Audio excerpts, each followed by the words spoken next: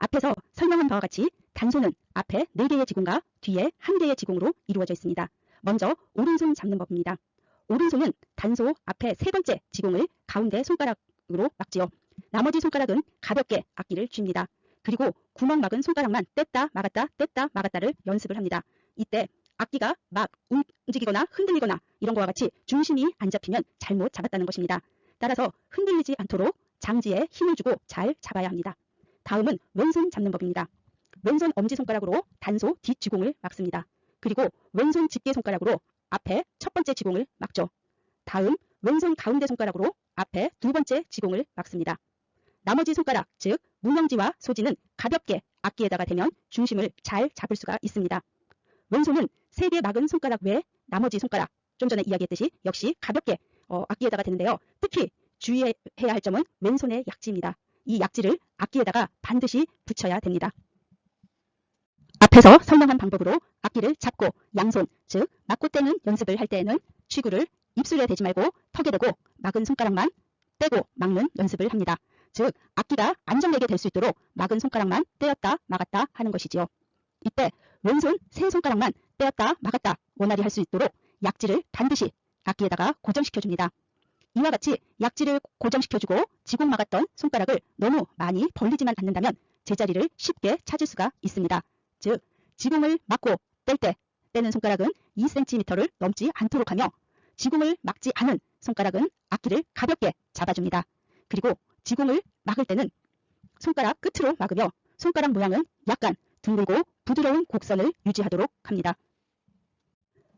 앞에서 설명한 방법으로 오른손과 왼손으로 악기를 잡은 후 소리를 내어보면 가장 쉽게 내는 소리가 구멍을 다 뗀 소리입니다. 자, 이 소리는 여러분들 다 알다시피 태라고 하는 음고이죠. 그 다음 뒷구멍을 막고 내는 소리는 황입니다.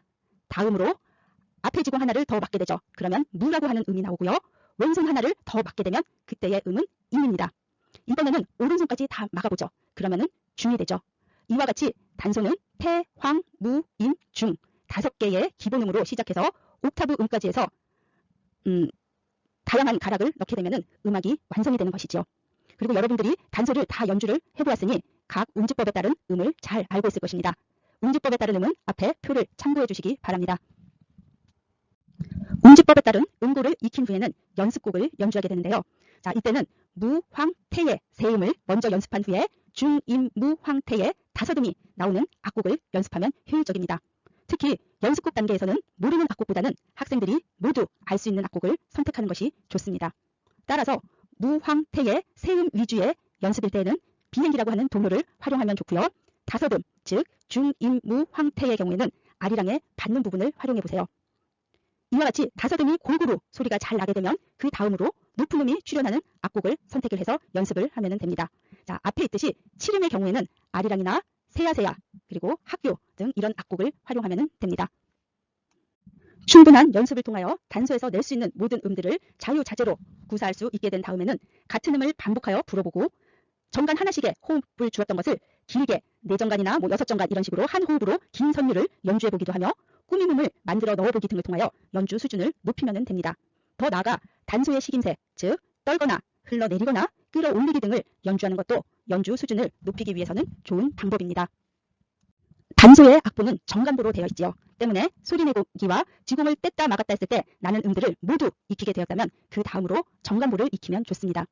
이 정간보를 익힐 때에는 단소의 주법과 율령을 연결시키도록 하여야 합니다. 그 이후에는 정간보로 된 쉬운 악곡의 악보를 보면서 연주하는 연습을 하면 좋습니다.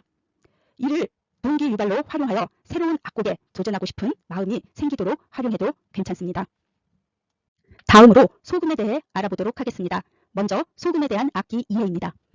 소금은 가로로 비벼들고 부는 관악기의 하나로 대금, 중금, 소금이라고 하는 통일신라시대 3죽 중에 가장 작고 음이 높은 악기입니다. 궁중음악에서만 사용이 되며 대부분 대금의 가락을 한 옥타브 높게 변주하여 연주합니다. 음이 높고 음색이 맑죠. 단소의 가장 낮은 음은 중여이죠. 하지만 소금의 가장 낮은 음은 임종입니다. 그러므로 단소보다 소금의 음력이 약간 높습니다. 그리고 소금의 가장 큰 장점은 여러 반음을 모두 연주할 수 있기 때문에 한국의 여러 음악뿐만 아니라 서양 음악을 표현하기에 부족함이 없습니다. 자, 주로 사용하는 음은 황종, 고선, 태주, 중녀, 임종, 남녀, 무역 이 정도입니다. 소금의 경우는 연주해본 사람도 있을 것이고 안 해본 사람도 있을 것입니다. 자, 따라서 단소와 달리 소금의 연주 자세나 소리내기, 손잡는 법, 운지법 등은 동영상을 통해서 그 방법이나 주의점 등을 알아보도록 하겠습니다. 자, 먼저 연주 자세입니다. 여러분들이 가지고 있는 자료의 설명과 함께 보세요. 소금의 자세에 대해서 공부하도록 하겠습니다. 먼저 의자에 앉을 경우에는 의자 끝으로 앉아줍니다. 그 다음 허리를 반듯하게 펴줍니다. 그 다음 양쪽 겨드랑이에는 주먹 하나 들어갈 수 있을 정도로 가볍게 들어줍니다. 소금을 내 몸에서 약 45도 방향으로 위치하도록 합니다. 그 다음에 고개를 마찬가지로 45도 방향으로 가볍게 틀어줍니다. 그 다음 악기를 입술 한가운데에 위치하도록 가볍게 대주도록 합니다. 이 상태에서 가볍게 제가 황종소리를 길게 불어보도록 하겠습니다. 여기에서 주의하실 부분은 허리를 반드시 펴는 것과 그 다음에 팔의 각도가 양쪽 다 45도가 되는 것과 고개의 위치가 가볍게 45도 왼쪽으로 위치하도록 한 다음에 악기를 가볍게 입술 한가운데에 위치하도록 한 것이 중요한 포인트라고 할 수 있겠습니다. 다음으로 소리내기입니다. 이 역시 자료의 설명과 함께 보세요. 이번 시간에는 소금의 소리내기에 대해서 공부하도록 하겠습니다. 소금 소리를 내기 위해서는 먼저 입술 모양이 가장 중요한데요. 여기에서 자연스럽게 미소를 짓거나 아니면은 하듯이 옆으로 가볍게 입술을 당겨주는 게 중요합니다. 아랫입술은 아랫입에다가 기대듯이 약간 당겨주고 위에 입술은 마찬가지로 위에 입에다가 기대듯이 하고 살짝 당겨주도록 합니다.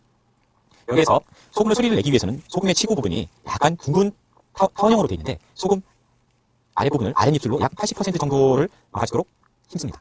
그 다음에 아랫입술 한가운데 위치하게 한 다음에 김이 부드럽고 느리고 사랑스러운 김이 반은 안으로 들어가고 반은 밖으로 나와서 반 들어간 김이 악기 안에서 공명이 돼서 소리가 나게 되어 있습니다. 그러면은 제가 악기의 머리 부분과 악기의 몸체를 잡고 가볍게 소리를 불어보도록 하겠습니다. 먼저 악기를 아랫입술 한가운데 위치하도록 합니다.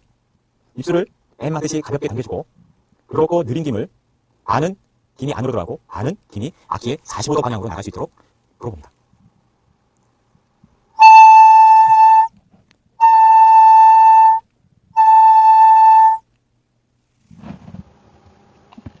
손 잡는 법입니다. 자료의 설명을 보면서 동영상의 설명을 들으세요. 이번에는 소금 손 잡는 방법을 공부하도록 하겠습니다. 먼저 왼손과 오른손의 차이점에 대해서 간략하게 설명드리도록 하겠습니다. 왼손은 지공을 막을 때 두 번째 손가락과 세 번째 손가락을 동그라미를 그리듯이 관절을 한 번, 두 번, 세 번 이렇게 구부려서 1공과 2공을 막아주고 세 번째 지공을 막을 때는 관절을 펴서 막아주도록 합니다. 그리고 나머지 새끼손가락은 뻗지 않고 네 번째 손가락 옆에 가볍게 붙여주도록 합니다. 그러면 악기를 통해 가지고 실습을 한번 해보도록 하겠습니다. 아까 말씀드렸던 바와 같이 엄지손가락으로 가볍게 악기를 받쳐주도록 합니다. 그리고 첫 번째 지공을 관절을 한 번, 두 번, 세 번 구부려서 막아주고 두 번째 손가락 마찬가지로 두 번째 지공을 한 번, 두 번, 세 번 관절을 구부려서 두 번째 지공을 막아주도록 합니다. 그리고 세 번째 지공을 막을 때는 반드시 펴가지고 관절을 펴가지고 막아주고 네 번째 손가락은 옆에다가 가볍게 붙여주도록 하겠습니다. 그리고 오른손은 엄지와 검지를 통해 가지고 아래쪽 악기 아래쪽을 엄지로 가볍게 받쳐준 다음에 네 번째 지공을 가볍게 뻗어서 막아주고 다섯 번째 지공도 마찬가지로 뻗어서 막아주고 여섯 번째 지공도 뻗어서 막아줍니다. 마찬가지로 새끼손가락은 네 번째 손가락 바로 옆에 가볍게 붙여주도록 하겠습니다. 운지법입니다. 이 또한 자료의 설명을 보면서 동영상의 설명을 들어보세요. 이번에는 소금 운지법에 대해서 공부하도록 하겠습니다. 먼저 소금을 보시면은 하나의 치구와 6개의 지공 그리고 하나의 칠성공으로 되어 있습니다. 칠성공의 역할은 제일 마지막 음인 임종을 음정을 맞추기 위해서 뚫어놓는 구멍이 칠성공이 되도록 하겠습니다. 보면은 6지공을 다 막았을 경우에는 임종소리와 청임종소리 두 가지 소리가 납니다. 소금에서는 김의 속도나 압력에 의해서 빠르게 김을 불어넣을 경우에는 옥타브 위의 소리가 나기도 하고 김을 좀 느리게 불 경우에는 옥타브 아래 소리가 나기도 합니다. 그래서 한 지공에서 두 가지 소리가 나는 부분도 있고 세 가지 소리가 나기도 합니다. 보면은 6지공 다 막았을 경우에 임종은 아래 임종과 청임종 소리가 납니다. 그리고 한 지공을 뗀 5지공을 막을 경우에는 남녀와 청남녀 소리가 납니다. 그리고 또 한 지공 떼서 4지공을 막았을 경우에는 무역과 청무역 소리가 납니다. 그리고 오른손으로 6번째 지공을 막아주고 왼손 3지공을 막아주면은 황종과 청황종 그 다음에 중청, 임종 소리가 납니다. 그리고 한 지공을 더 떼서 2지공을 막아줄 경우에는 태주, 청태주 그리고 중청 남녀 소리가 납니다. 그리고 또 한 지공을 떼줄 경우에는 고선 소리와 청거선 소리가 납니다. 그리고 다 떼었을 경우에 6번째 지공을 막아주고 다 떼었을 경우에는 청중녀 소리가 납니다. 여기에서 청중녀 소리가 아니고 그냥 중녀 소리를 내기 위해서는 왼손 두 번째, 세 번째 구멍으로 막아주고 제1공은 열어서 불어줘야지만 그냥 중녀 소리가 납니다. 왜냐하면 청중녀 소리에 비해서 그냥 중녀 소리가 높기 때문에 음정을 낮추기 위해서 이렇게 막아주도록 합니다. 지금까지 살펴봤던 단소와 소금을 비교하면 다음과 같습니다. 음역의 경우는 조금 전에 설명한 바와 같이 소금이 약간 높고 그 다음에 넓죠. 음역대가요. 단소는 그 음량이 작기 때문에 주로 풍류방에서 연주하는 중풍류에 편성이 되며 소금의 경우는 삼연육각에 편성됩니다. 그리고 단소는 세로로 잡고 부는 종적에 해당하며 소금은 가로로 잡고 부는 횡적에 속하죠. 단소의 경우는 초등학교에서 솔라 도레 미로 이조하여 연주하는 반면에 소금은 반음 및 열두음을 모두 연주를 할 수가 있고요. 그리고 실음 연주가 가능합니다. 또한 단소에 비하여 취구가 넓기 때문에 소리내기가 조금은 수월하죠.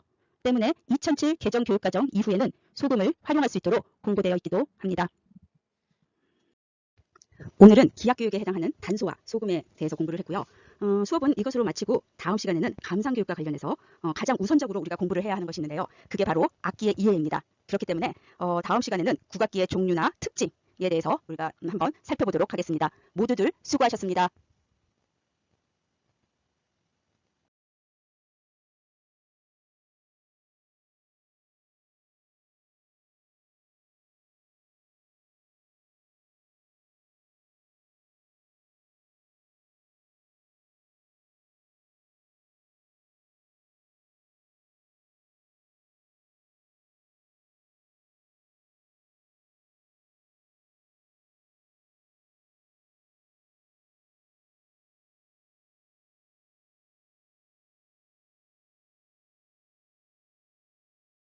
안녕하세요. 음악과 교육 10주차 5월 8일 수업을 시작하겠습니다.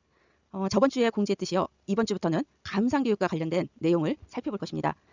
우리가 교과서를 보면은요. 거기 수록된 국악 관련 감상곡은 굉장히 다양하죠. 이 감상곡들을 크게는 기악곡과 성악곡으로 나눌 수가 있고요. 장르별로는 궁중음악을 비롯해서 풍류음악이라든가 민속음악, 예술음악, 종교음악, 창작음악 등으로 매우 다양하다고 할 수 있습니다. 오늘 이 시간에는요. 본격적인 감상 수업에 앞서서 우리나라 악기의 분류법, 그리고 감상교육을 위해서 알아야 할 전통 악기에 대해서 알아보도록 하겠습니다. 먼저 우리나라 악기의 분류법하고요. 전통 악기의 특징을 설명할 것이고요.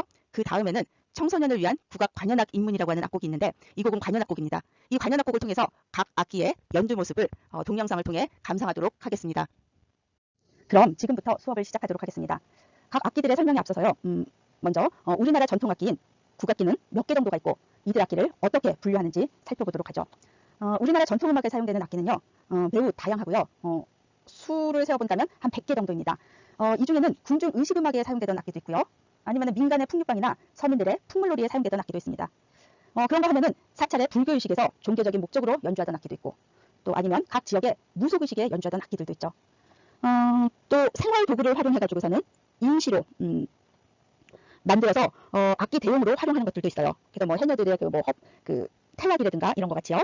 자, 여기에 더해서요. 최근에는 전통악기를 바탕으로 해서 새롭게 개량된 악기도 다양하게 활용이 되고 있습니다.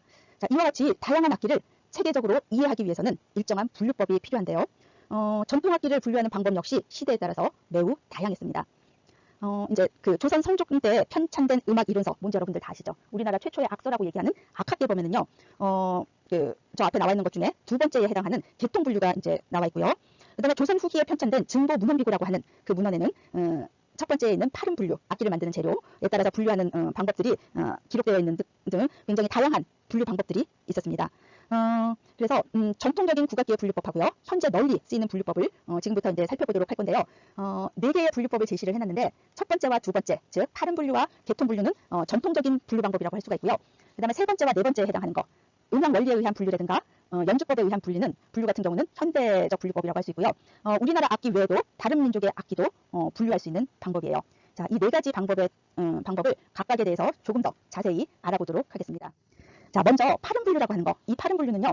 조선 영조 때 편찬되고 고종 때 증보된 아까 이제 문헌 이야기했었죠. 증보 문헌비고에서 악기를 분류하는 방법입니다.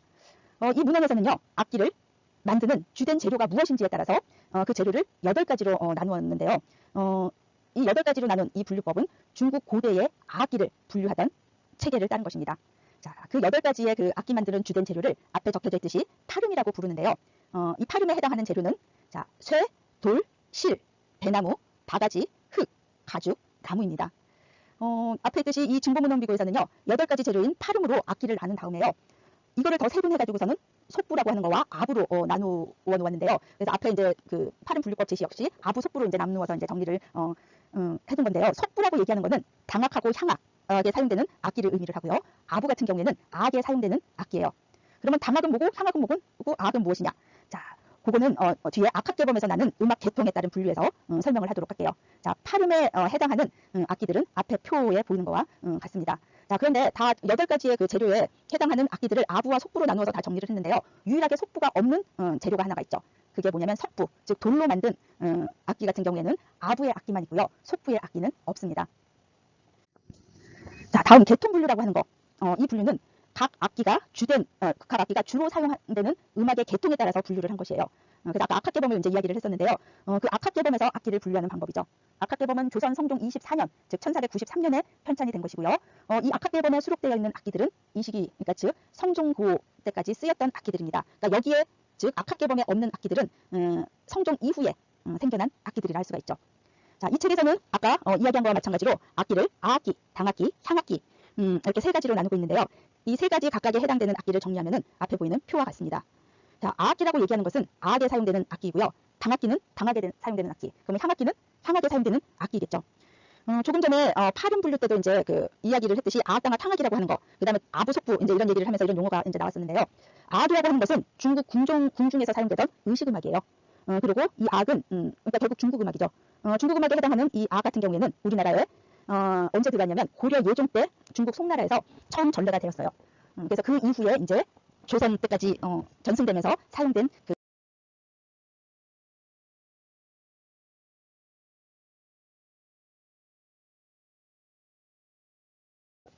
음악이죠. 연주되는 음악이죠. 자, 그 다음에 이제 당악기라고 할 때 당악은 이 역시 중국 음악입니다. 아까 아악이 중국 궁중의 의식 음악이었다면 당악은 그 의식 음악을 제외한 궁중의 모든 음악을 의미합니다. 그래서 주로 잔치 때 연주되던 음악이고요. 당악 역시 아악과 마찬가지로 중국 송나라에서 전해진 음악입니다. 자, 마지막에 향악기에서 향악. 이 향악은 향악기가 중심이 돼서 연주하던 음악이고요. 궁중 의식에서 연주하던 우리나라의 음악입니다. 자, 결국 아악과 당악은 중국 음악인 것이고요. 그렇게 놓고 본다면 아악기와 당악기 중국 악기죠. 그래서 고려시대에 우리나라의 음악과 함께 들어온 것입니다. 자, 앞에 정리된 그 악기들 중에서요. 아부 악기로 분류되어 있는 두기라든가 정이라든가 휘, 조촉 이런 것들은요. 소리를 내는 악기는 아니에요. 그래서 신호용의 의물에 해당하는 것이고요. 그 다음에 야, 그 다음에 저, 간, 척 이렇게 4가지는요. 의식 무용인 일무라고 이제 하는 게 있는데 그 의식 무용에서 무용수가 손에 들고 춤추는 무구라고 할 수 있습니다. 자, 이 악학계범에 나타나 있는 악기들을 우리가 쭉 살펴보면요. 여러분들이 초등학교 때 연주해봤던 단소가 없어요. 단소가 없다는 것은 결국 성종 때, 즉 조선 전기에는 사용되지 않았다는 것이죠. 자, 그래서 단소라고 하는 악기는 조선 후기 이후에 널리 쓰이기 시작한 것으로 볼 수가 있습니다. 그리고 저 악기들은 대부분 궁중에서 사용되는 악기들을 정리한 거기 때문에 단소가 없다는 것은 조금 전에 시기를 이야기한 것과 같이 궁중에서 사용되지 않았다는 것입니다. 그러니까 즉 단소는 조선 후기 민간에서 널리 사용된 악기라고 할 수가 있죠. 그 다음에 3번째 아까 악기 분류법에 나와 있는 음향 원리에 의한 분류. 자, 이 분류는요. 각 악기의 음향학적인 측면을 중시를 해가지고 악기에서 실제로 진동을 시켜서 소리를 내는 부분이나 혹은 소리를 내는 방법에 따라서 분류하는 체계입니다. 이 체계는 관악기, 현악기, 타악기라고 하는 3분법에서요. 타악기를 2가지로 세분한 점이 특징이라고 할 수 있죠. 즉 타악기를 북종류하고요. 그 밖의 악기로 타악기로 나눈 것인데요. 장구같이 공명통이 있고요. 가죽을 덧대어서 가죽이 울려 소리가 나는 악기를 피명악기라고 칭했고요. 여러분들이 알고 있는 징이라든가 깽다리와 같이 공명통이나 가죽 없고 악기의 몸체 자체가 울려서 소리가 나는 악기를 채명악기로 본 것입니다. 그래서 결국 타악기가 공명통을 가지고 있어서 가죽을 대고 가죽을 쳤을 때 공명통 안에서 소리가 울려서 나오는 것이냐 아니면은 몸체 자체가 진동을 해서 소리가 나오는 것이냐. 그래서 이렇게 2가지로 분류를 했죠. 자, 그다음에 이제 현명악기 같은 경우에는 현악기를 의미하고요. 기명악기 혹은 공명악기라고도 얘기를 하는데요. 이거는 관악기를 의미합니다. 자, 각 분류에 해당하는 악기는요. 앞에 있는 표와 같습니다. 자, 마지막 연주법에 의한 분류. 자, 이건 우리가 다 알고 있는 이제 분류법인데요. 악기의 진동체의 형태하고요. 그 연주법에 의한 이제 분류죠. 그래서 서양 악기와 같이 관악기, 현악기, 타악기로 나눈 것입니다. 관악기는 관에 입김을 넣거나 혹은 서라고 하는 리드를 꽂아서 이제 부는 악기로요. 우리나라 악기 같은 경우에는요. 겹서는만 있고 호스 악기는 없습니다. 즉 더블 리드인 겹서를 꽂아서 부는 악기로는요. 향피리, 새피리, 당피리, 태평소 이런 것들이 있죠. 자, 저 앞에 관악기를 보면 횡적, 종적 이런 말을 이제 용어를 써놨는데요. 이거는 어떤 형태로 부느냐에 따라서 나누어진 것입니다. 그래서 가로로 부는 악기인 경우는 횡적이라고 얘기를 하고요. 세로로 부는 악기의 경우는 종적이라고 얘기를 하죠. 그래서 가로로 부는 횡적에는 대금, 소금, 뭐 당적, 지 이런 악기들이 있고요. 세로로 부는 종적의 악기에는 우리가 다 알고 있는 단소라든가 피리, 태평소, 퉁소, 뭐 생황, 나발, 나각, 훈 이런 것들이 있죠. 자, 그 다음에 현악기 같은 경우에는요. 공명통에 명주실 혹은 철사를 메어서 뜯거나 줄을 마찰시키거나 혹은 채로 쳐서 소리를 내는 악기입니다. 즉 손이나 그러니까 손가락이죠. 그러니까 술대 혹은 가조각 등으로 줄을 뜯거나 튕겨서 소리내는 악기를 발연악기라고 하는데요. 이 발연악기에는 가야금, 거문고, 뭐 향비파 뭐 이런 것들이 해당을 하고요. 서양의 바이올린이나 첼로와 같이 활에다가 송진을 바르고 줄을 마찰시켜서 소리를 내는 차련악기에는 해금과 아쟁이 있죠. 그 다음에 마지막에 채로 줄을 쳐서 내는 현악기, 즉 타현악기에는 양금이라고 하는 악기가 있습니다.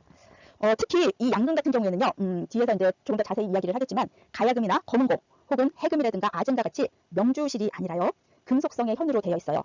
그래서 농현이 불가능하고, 농현이라고 하는 것은 줄을 흔드는 소리거든요. 그러니까 비브라토라고 생각을 하시면 될 것 같습니다. 그래서 농현이 불가능하고요, 빠른 장식음을 자유롭게 구사하기 어렵기 때문에요, 전통음악에서는 독주악기로 활용되지 않아요. 그래서 주로 우리가 연주해봤던 단소하고 이중주로 자주 사용이 됩니다. 자, 마지막 타악기 같은 경우에는요, 마림바라든가 팀파니, 서양악기에서 그 악기들이 그 음고를 가지고 있죠. 실로폰 이런 거와 같이 선율을 연주할 수 있는, 즉 음높이가 있는 유율 타악기하고요, 그 다음에 음높이가 없는 무율 타악기 두 개로 구분을 할 수가 있는데요. 유율 타악기에는 편종, 평경, 방향, 뭐 울라 이런 것들이 있고요. 무율 타악기는 음높이가 일정하지 않은 거죠. 그래서 우리가 연주해봤던 장구라든가 꽹가리, 징, 뭐 소고, 뭐 이런 것 등이 있습니다. 지금부터는 국악 관현악에 사용되는 관악기의 종류하고 그 각각 악기들의 특징에 대해서 설명을 하도록 하죠. 자, 먼저 관악기 중에 횡적에 해당하는 대금이라고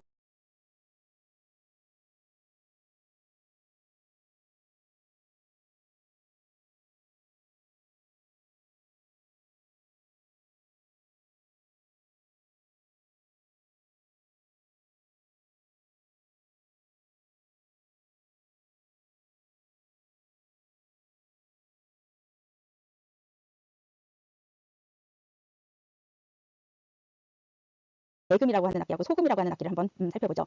자, 대금은 순 우리말로 저 또는 젖대라고 부릅니다. 이 대금은 두 손으로 악기를 잡고 팔을 올려서 악기를 수평으로 비껴들고 연주하는 행치 악기이죠. 대금의 역사적인 근원을 찾아 올라가 보면 통일신라 시대에 그 삼죽이라고 하는 게 있었는데요. 이 삼죽은 대금, 중금, 소금 그거를 의미를 하는데 결국 대금의 역사적 근원은 통일신라 시대까지 거슬러 올라갈 수가 있습니다. 오늘날에는 쓰임에 따라서요, 정악대금이라고 하는 거와 산조대금이라고 하는 두 가지로 이제 구분을 하는데요. 앞에 보이는 사진은 정악대금입니다. 산조대금 같은 경우에는요, 앞에 보이는 정악대금보다 길이가 짧아요. 자, 이 대금은 입김을 불어넣는 치구가 하나가 있고요. 그 다음에 헷 갈 때에 속청을 덧댄 청공이라고 하는 게 하나가 있고, 그 다음 손가락으로 운지하여서 여러 음을 내는 지공 6개가 있습니다.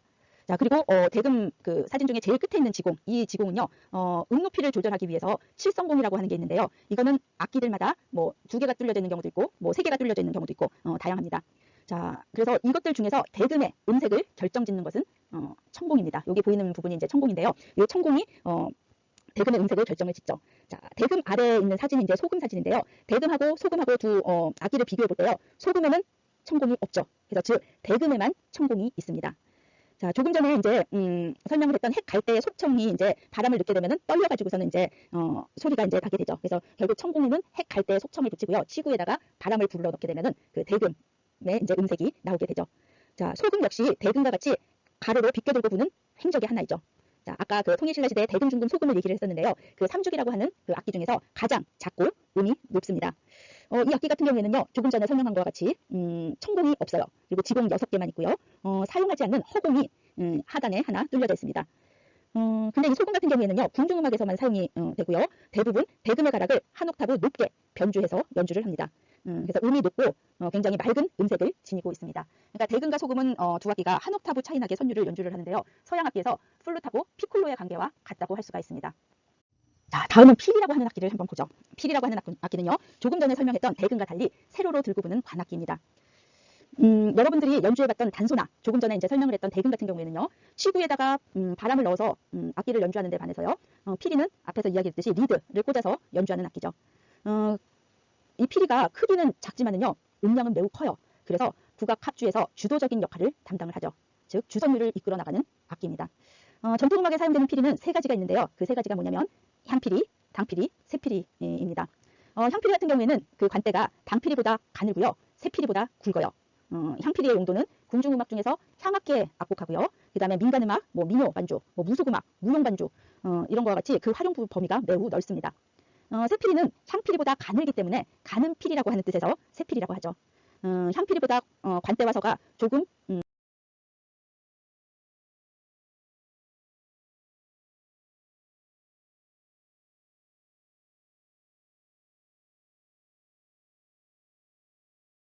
가눌 뿐이지 악기의 체제라든가 음역, 연주법 이거는 향필이랑 동일해요. 이 향필이는 관대가 가늘기 때문에 음량이 작아요. 그래서 현악기들과 어울려서 하는 연주라든가 소규모의 실내악곡, 그 다음에 성악곡의 반주로 주로 사용이 되죠. 이 새피리 같은 경우에는요, 악학기에 보면 없어요. 그거는 그 시기에 안 쓰였다는 이야기죠. 그래서 20세기 이전의 문헌에서는 기록이 전혀 보이지 않는 점을 봐서요, 아마 비교적 근대에 사용하기 시작한 것으로 보입니다. 자, 지금 설명을 했던 새피리하고 향피리는 우리나라에서 만들어진 거고요. 그렇기 때문에 주로 우리나라 음악을 연주하는 데 사용된 피리예요. 이에 반해서 당피리라고 하는 것은 중국에서 들어온 악기입니다. 향피리나 새피리보다 관대가 굵기 때문에요, 음량이 크고 음색도 꿋꿋한 그러한 이제 느낌을 주죠. 음색 같은 경우에는 굉장히 폭넓은 그러한 느낌을 주고 있습니다. 자, 그 다음에 단소라고 하는 악기. 단소는 여러분들이 한 번씩 연주해봤던 기억을 가지고 있기 때문에 아마 잘 알고 있는 악기일 거예요. 세로로 보는 관악기이죠. 5개의 지공을 가지고 있는데요. 아마 제일 아랫지공은 여러분들이 사용하지 않았을 거예요. 그래서 5개의 지공 중에서 앞면에 있는 제일 아래쪽의 지공은 일반적으로 사용하지 않습니다. 자, 음색은 매우 맑고 청아하죠. 자, 이 악기 같은 경우에는 오늘날 독주악기로 굉장히 널리 사용이 되고요. 또 초등학교, 중등학교에서 교육용 악기로 활용이 되고 있죠. 하지만 악학계범의 악기 분류에서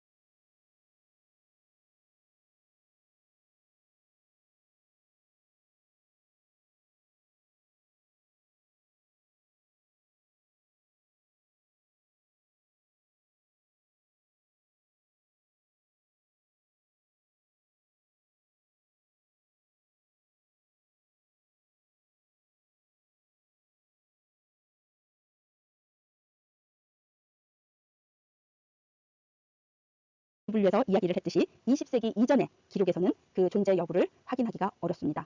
새필이랑 마찬가지죠. 자, 그 다음에 가장 오른쪽에 있는 악기, 생황이라는 악기. 생황은 이제 잘 한번 기억을 해두세요. 삼국시대부터 사용됐던 관악기 하나이고요. 문통은 본래 바가지로 만들었어요. 근데 요즘은 나무로 만듭니다. 자, 문통은 저 위에 그 단소같이 생긴 관대가 꽂혀져 있는 아랫부분이고요. 위에 단소와 같은 관대는 모두 다 대나무로 되어 있고요. 17개입니다. 그리고 길이는 다 달라요. 그런데 이 중에 소리가 안 나는 관대가 하나가 있어요. 소리가 나지 않는 관대를 우리가 윤관이라고 얘기를 합니다. 그래서 결국 생황은 17개의 관대가 있기는 하지만요, 16개만 소리를 낼 수가 있어요. 자, 관대 하나에 한 음만 소리를 낼 수 있기 때문에요, 17개 중에서 안 쓰는 소리가 안 나는 관대 하나를 제외하고 결국 16개 음만 소리 낼 수 있는 악기입니다. 자, 악기의 이제 구조를 보면은요, 관 아랫부분에 몸통이 있다고 그랬잖아요. 그 몸통 제일 아래쪽에 얇은 금속판이 되어 있거든요.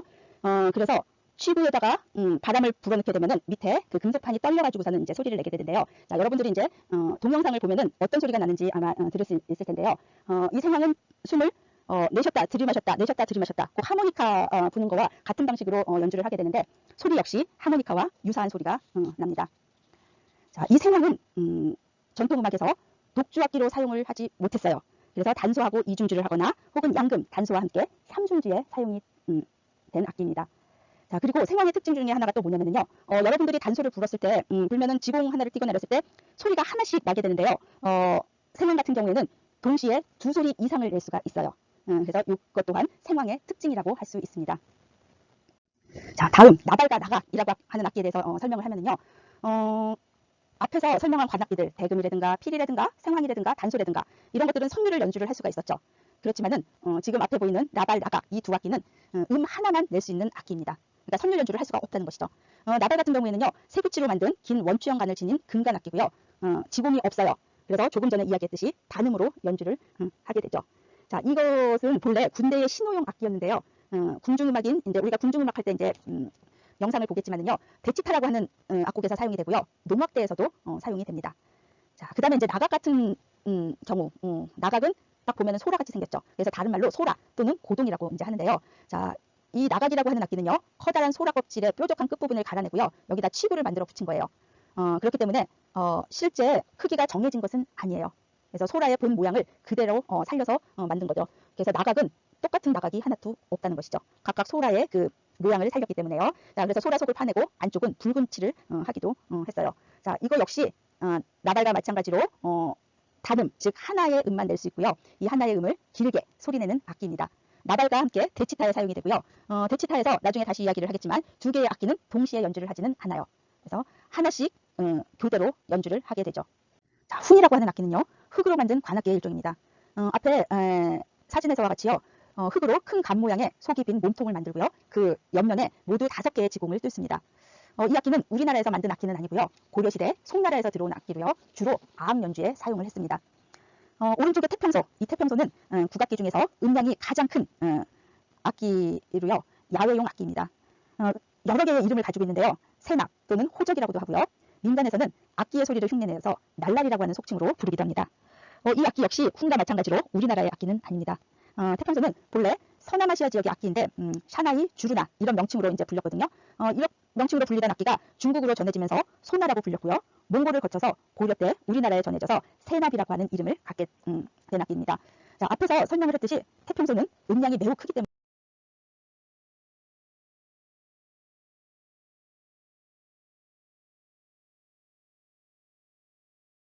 전통적으로 야외 음악에 쓰였죠. 그래서 군대 음악인 대치타라든가 아니면 농악, 또 불교의 의식 음악 등 다양한 실외, 즉 야외 음악에서 사용된 악기입니다. 지금부터는 현악기에는 어떤 것들이 있는지 알아보도록 하죠. 자, 앞에서 설명을 했듯이요. 현악기는 활대로 줄을 마찰시켜서 연주하는 차련악기하고요. 손톱이라든가 손가락 또는 피크와 같은 도구로 줄을 튕겨서 연주하는 발현악기, 그리고 악기줄을 쳐서 연주하는 타현악기로 다시 나눌 수 있다고 했죠. 자, 먼저 차련악기 두 가지를 보죠. 아쟁과 이제 해금이 차련악기에 해당을 하는데요. 아쟁은 고려 때 중국에서 들어온 현악기입니다. 그래서 우리가 뒤에서 살펴볼 검은 거보다 큰 몸통에 굵은 줄을 얹고요. 개나리 나무로 만든 활대에 송진을 칠하고 줄을 문질러서 소리를 냅니다. 합주에서 저음역을 담당하는 악기이고요. 활로 줄을 문질러서 연주하는 차련악기이기 때문에 관악합주에도 해금과 함께 편성이 되죠. 주로 궁중음악에 사용이 되었습니다. 조금 전에 이 아쟁은 개나리 나뭇가지로 만든 활대에다가 송진을 칠해서 줄을 문질러서 소리를 낸다고 했죠. 그렇기 때문에 음색 또한 매우 거친 편이라고 할 수 있습니다. 대아쟁 아래에 있는 사진이 이제 산좌쟁이라고 하는 건데요. 이 산좌쟁은 20세기 전반기에 창극이라든가 무용 반주에 활용하기 위해서 만들어진 악기입니다. 이 악기의 유래에 대해서는요. 1930년대 후반이나 1940년대 초반에 박성욱이라고 하는 분이 무용 반주를 위해서 만들었다는 설이 널리 알려져 있습니다. 비록 20세기에 만들어진 악기이지만은요. 무속음악이라든가 민속음악, 그리고 무용, 창극, 민요의 반주를 비롯해서요. 독주음악인 상조, 그 다음에 신하의 합주 이런 등등 굉장히 그 활용도가 넓다고 할 수 있습니다. 산주아쟁 역시 대아쟁과 같이 개나리 나뭇가지로 만든 활대를 사용을 하기도 하지만은요. 연주자에 따라서는 말총 활대를 사용하기도 합니다. 두 활대의 차이는 음색에서 우리가 찾을 수가 있는데요. 말총 활대는 부드러운 음색을 가지고 있죠. 자, 그 다음에 이제 해금이라고 하는 악기. 이 해금은 민간에서 악기의 음색을 소리내서요. 깡땡이라고 하는 속칭으로도 불린 악기입니다. 아쟁과 마찬가지로 우리나라의 악기는 아니에요. 본래 아시아 대륙 북쪽 지방의 유목민족들이 사용하던 악기였는데요. 고려 때 우리나라에 전해져서 궁중음악이나 민간음악 등 이제 폭넓게 사용이 되고 있죠. 자, 줄은 두 줄입니다. 자, 아쟁 같은 경우에는요. 7줄로 되어 있고요. 대아쟁이 7줄이고 산주아쟁이 8줄이죠. 자, 그런데 해금은 두 줄입니다. 그래서 우리나라 현악기 중에서 가장 적은 현해수를 가지고 있는 악기죠. 앞에 사진에서 보이는 것과 같이 활대를 이제 활용을 하는데요. 활대 같은 경우에는요. 줄과 줄 사이에 끼어져 있습니다. 고려 때 우리나라에 이제 유입이 됐다고 아까 얘기를 했고요. 그 이후에 궁중음악의 향악이나 당악에서 두루 사용이 됐죠. 그뿐만 아니라 민간의 전문 음악인들에 의해서 무용 반주라든가 무속음악에서도 중요한 역할을 하는 악기로 활용되었습니다. 아쟁과 같이 해금 역시 차련악기이기 때문에요. 관악기처럼 호흡의 제약을 받지 않죠. 그러면서 지속음을 낼 수 있기 때문에 현악기이지만은 관악합주에서 중요한 역할을 담당하고 있죠. 뿐만 아니라 우리가 사진에서 보는 것과 같이 악기 크기에서 아쟁과도 굉장히 차이를 많이 나타내죠. 아쟁이나 산주아쟁이, 그러니까 대아쟁이나 산주아쟁 혹은 뒤에 살펴볼 가야금이나 건고에 비해서요.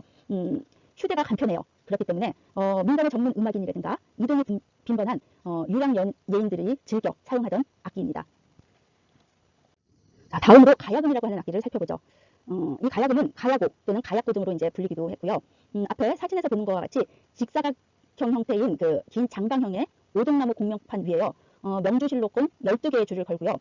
각각의 줄을 받치면서 음 높이를 조절하기 위해서 움직일 수 있는 기러기 발, 즉 안족을 세워 놓았습니다. 자, 요 빨간 이렇게 표시된 이 부분이 이제 안쪽인데요. 줄이 12개니까는 12줄에 각각의 안쪽이 있기 때문에 안쪽 역시 12개로 되어 있죠. 자, 연주자는 오른손으로 줄을 뜯거나 튕기고 왼손으로 줄을 눌러서 소리를 떨거나 그다음에 흘러내리거나 하는 등 다양한 변화를 줄 수가 있어요. 특히 이 가야금은 음색이 맑고 우아하고요. 연주 기교가 다양하기 때문에 표현력이 뛰어난 악기입니다. 자, 궁중음악이나 혹은 풍류방에서 사용되는 그런 음악 같은 경우에는요. 첫 번째 사진 정악가야금 혹은 풍류가야금이라고 하는 것을 사용을 했고요. 두 번째 사진은 산조가야금이라고 하는 건데요. 이 산조가야금은 민간의 전문 음악인들이 주로 사용한 악기입니다. 두 개의 악기 중에서요. 정악가야금이 가야나 신라 시대부터 사용되었던 원형이고요. 두 번째에 있는 산조가야금은 19세기 말에 널리 쓰이게 된 것입니다. 자, 가야금을 우룩이 만들었다고 알고 있기도 한데요. 우룩은 가야금을 만든 사람이 아니라요. 그 가야금을 가지고 신라로 넘어온 사람입니다. 즉 가야금을 만든 사람은요. 가야국의 가시랑이 이제 당나라의 악기를 보고 만들었고요. 우룩은 가야 사람인데요. 신라의 가야금을 전파한 사람입니다. 자, 그러니까 결국 가야금을 만든 사람은 우룩이 아니라 가시랑이죠. 자, 세 번째 사진에 있는 25형 가야금. 이거는 현대에 들어서 개량한 악기고요. 창작 국악곡에 널리 쓰이고 있죠. 자, 두 번째 검은고. 이 검은고는 고구려의 이제 악기인데요. 고구려 재상 중에 한 사람이었던 왕산악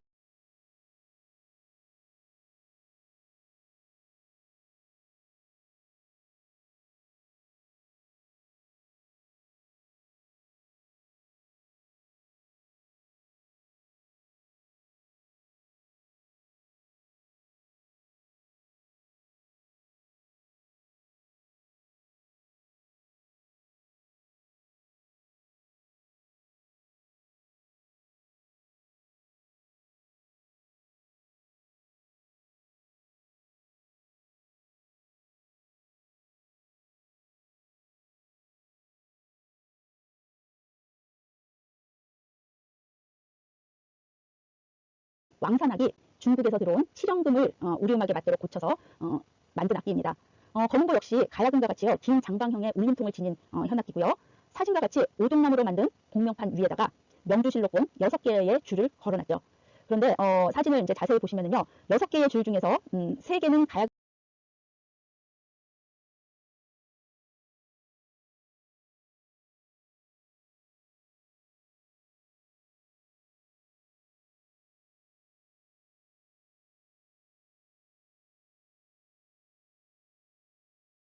가야금과 같이 안쪽으로 받쳐놓았고요. 나머지 3줄은 개방형이에요. 그러니까는 정해진 음구가 있는 것은 아니죠. 자, 그래서 이제 그 6개의 줄이 있고, 그 다음에 그 나무 사진에 보면은 나무 그 얇은 판이 세워져 있는데, 이 16개가 세워져 있는데요. 저 16개를 괴라고 얘기를 합니다.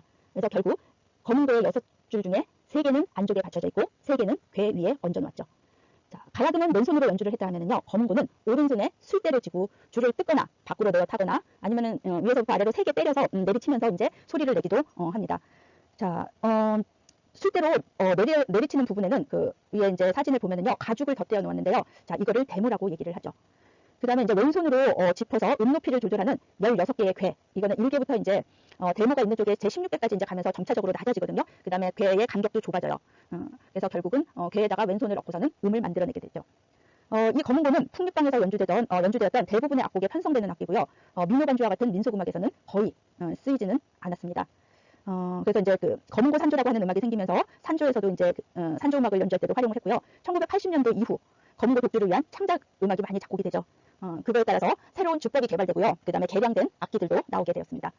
자, 그 다음에 이제 아래쪽에 있는 양금이라고 하는 악기. 이 양금은 서양의 현악기라고 하는 뜻입니다. 그 태평소와 같이 그 여러 개의 이름을 가지고 있는데요. 불화철사금이라든가 서양금이라든가 서금 등이 이제 다른 이름입니다. 이 악기는요. 결국 이런 이름들을 봤을 때 구라파, 즉 유럽에서 전해진 현악기라는 것을 알 수가 있습니다. 본래 이 양금은 서남아시아 지방의 악기였는데요. 십자군 원정 때 서유럽에 전파가 되었고요. 그 이후에 유럽 여러 나라에 널리 보급이 되었다고 합니다. 우리나라에는 조선 영조 때 이제 들어왔어요. 그래서 이제 유럽에 있던 악기가 16세기 후반에 중국 명나라에 전해지고요. 우리나라 조선 영조 때 중국 청나라를 왕래하던 실학자들을 통해서 들어오게 됐죠. 이 양금은 현악기이지만은요, 우리가 앞에서 봤던 가야금, 검은고, 혹은 아쟁, 해금과 같이요, 명주실이 아니라요, 금속으로 만든 줄을 가지고 있어요. 그래서 다른 현악기들과 다른 독특한 소리를 내는 악기죠. 이 악기는 굉장히 이제 주법이 단순하기 때문에요, 조선 후기에 풍류방에서 많은 사랑을 받은 악기입니다. 자, 아까 관악기 생황할 때 그 특징 중에 하나가 뭐였냐면은 흔드는 소리를 할 수 없다고 얘기를 했죠. 양금도 마찬가지입니다. 그래서 선율을 연주할 수 있는 악기 중에 현악기, 관악기 중에 독주악기로 활용되지 않는 것은 생황과 양금입니다. 그렇기 때문에 무대에서 생황과 양금의 경우는 독주로 연주하지 않고 단소와 함께 연주를 하죠.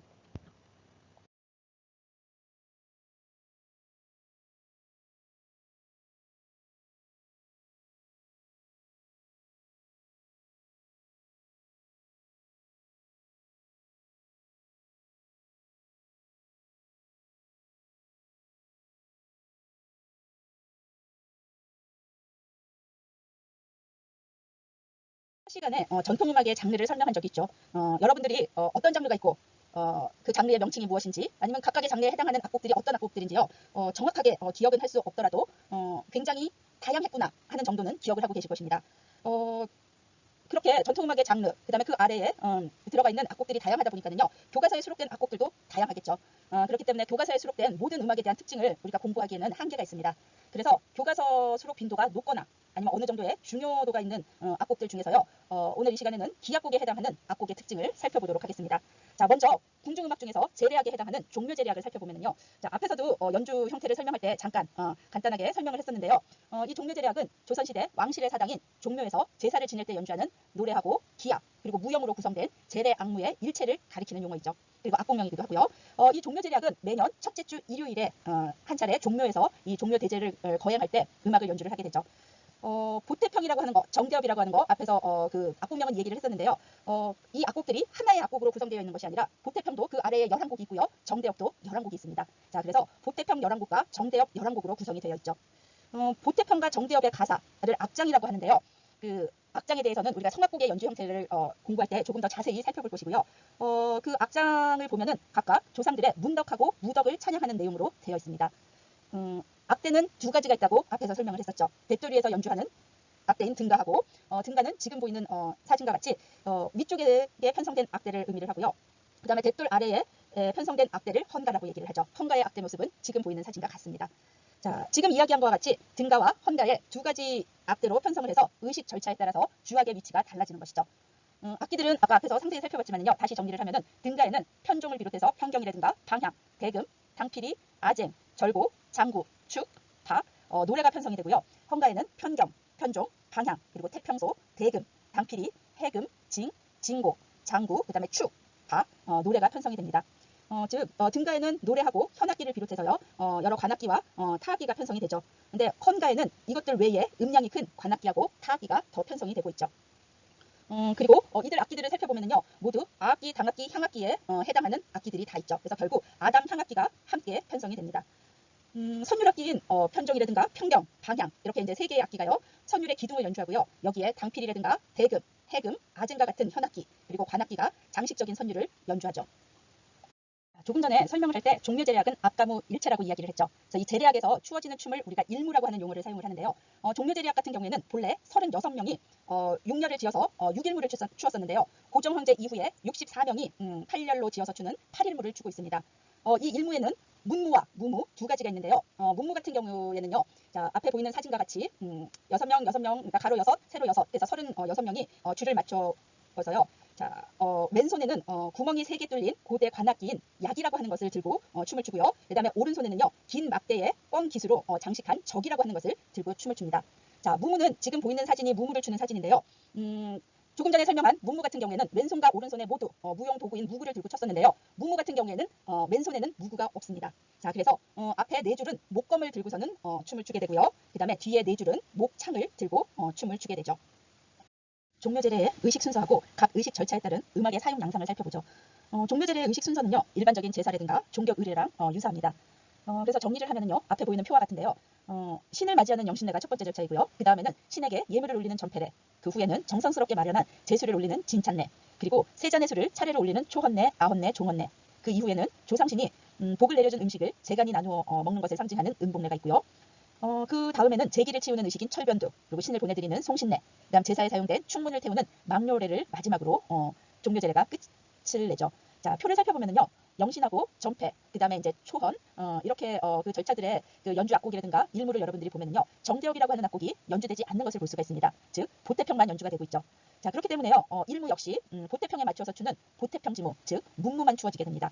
그 이후 아헌부터는요, 정대역이 연주가 되고요, 일무 역시 정대역 지무인 무무를 추게 되죠.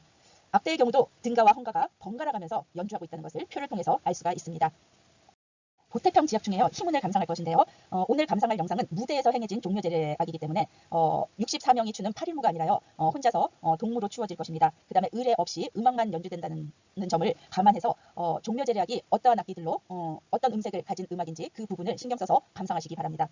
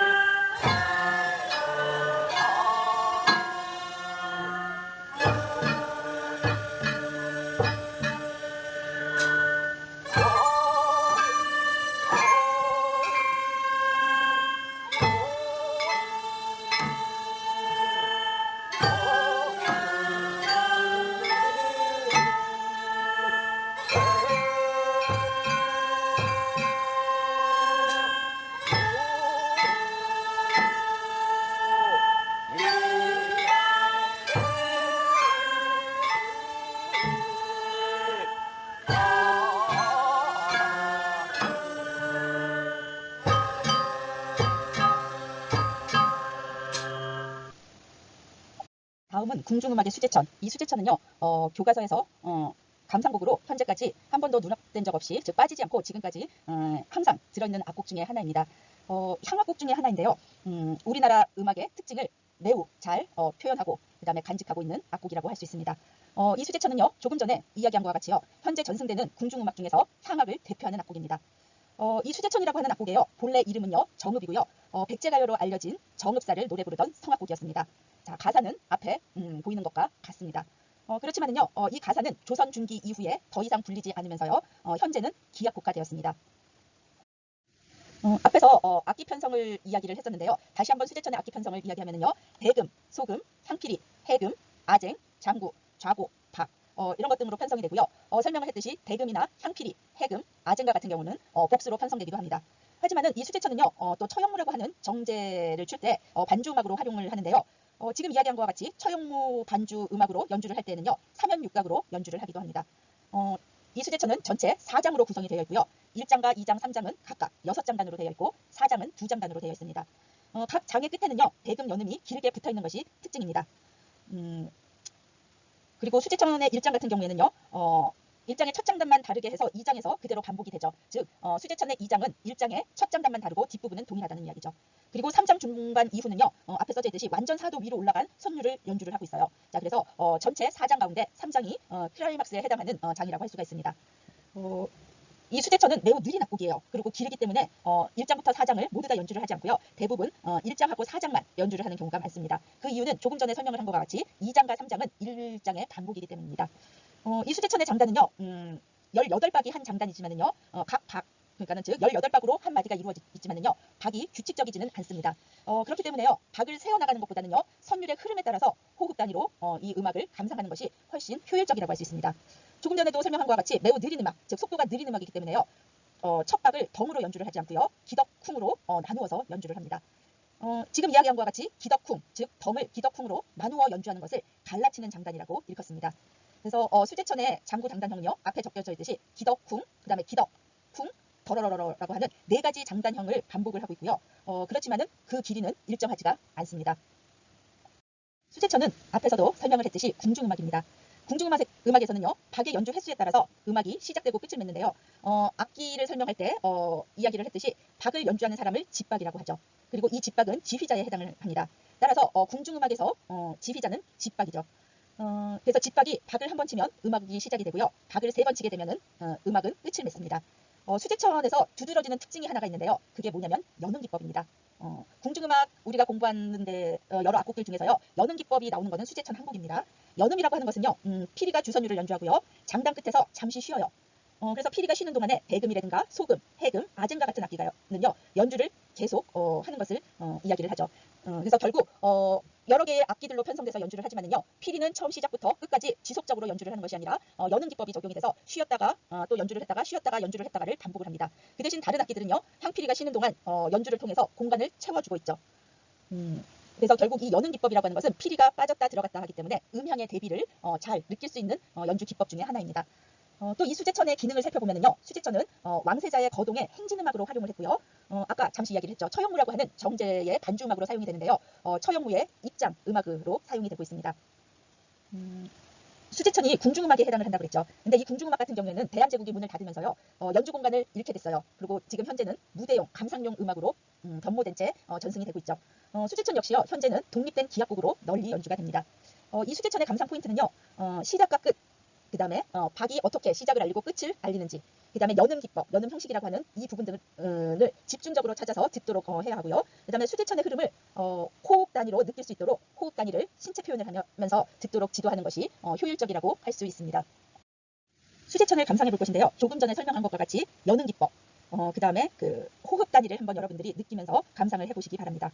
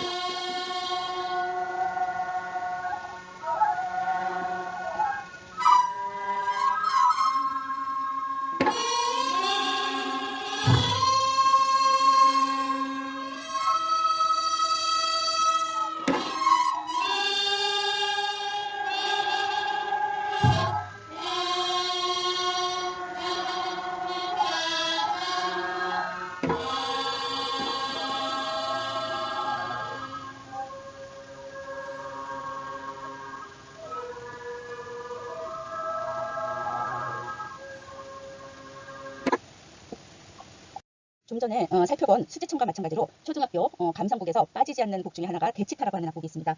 그래서 대치타에 대해서 지금부터 한번 살펴보도록 하죠. 대치타라고 하는 것은요. 전통사회의 군대 음악입니다. 그래서 군악대원인 치고수가 연행하던 행진곡풍의 군대 의식음악이죠.